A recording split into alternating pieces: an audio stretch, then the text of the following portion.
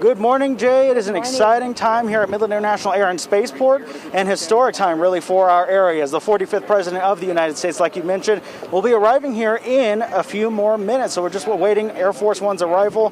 He's left Washington earlier this morning. There is so many supporters out here across the area. We've seen several VIPs, if you will. We've seen Rick Perry, former Energy Secretary. We have seen Alan West, head of the GOP for Texas. Several VIPs, several people out here, many people out here coming to support President Trump and his arrival, coming to the Permian Basin here. It's really an exciting morning. It is. It's a very exciting morning. There he is, the 45th President of the United States, Donald Trump, has exited Air Force One now. Cheers booming from the crowds behind us, who are well half a mile away.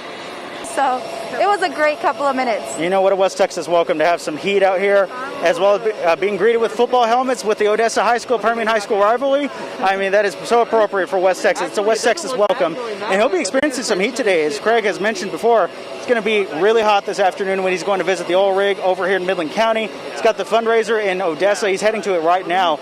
I want to say real quick, if you're watching this, Highway 80 backed up at a standstill. Westbound lanes on Highway 80. Eastbound lanes look like they're moving just fine, but the Highway 80 backed up. No one is moving right now. It's easily a couple miles backed up, so be sure and keep that in mind.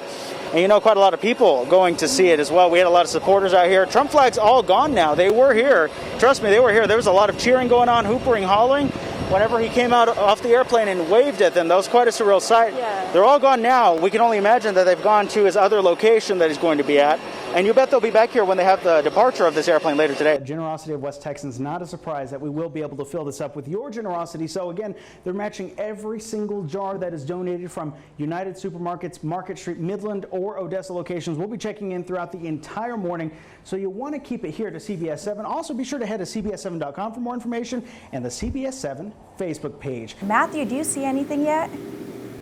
Camila, not quite yet. We are still waiting here just outside of Odessa Regional Medical Center, where people are starting to line the streets waiting for this incredible view. It's really an historic day for Odessa, Midland, pretty much all of West Texas during an historic time going on in our country with the coronavirus pandemic. They're heading from Dallas, going up to Amarillo. They've already gone through Amarillo. They've already gone through Lubbock, and they are well on their way to the Midland, Odessa area. They should be here within just a few minutes. There is the bomber.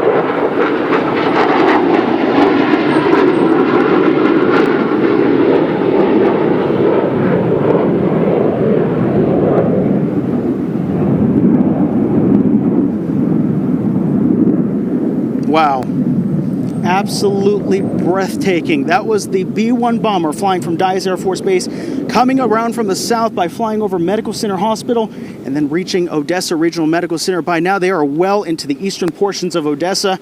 We also have team coverage in Midland, where they are going to be flying over Midland Memorial Hospital in less than 3 minutes now. This was the home of the 4 people that are now fighting for their lives at University Medical Center in Lubbock.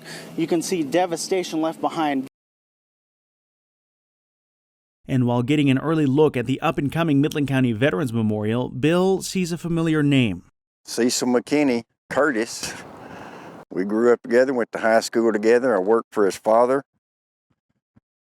Curtis and I were pretty good friends. And another. There's my daddy, Ray O. McNeil.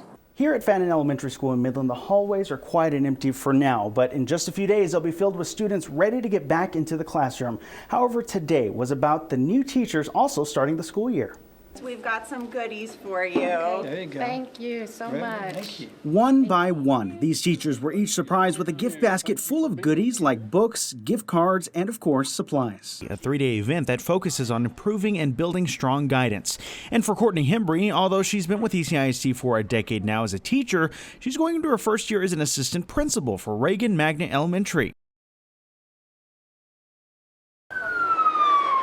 Anderson Davis was only 17 months old on August 31st, 2019, a day that changed her and the rest of her family's lives forever. Anderson, her twin brother Rhett, mom Kelby, and dad Garrett were doing errands that Saturday when a bullet pierced their vehicle and broke into pieces. Shrapnel then hit little Anderson in the chest and face. We will never take for granted that our daughter is here. I never, ever, ever let it leave my heart or mind.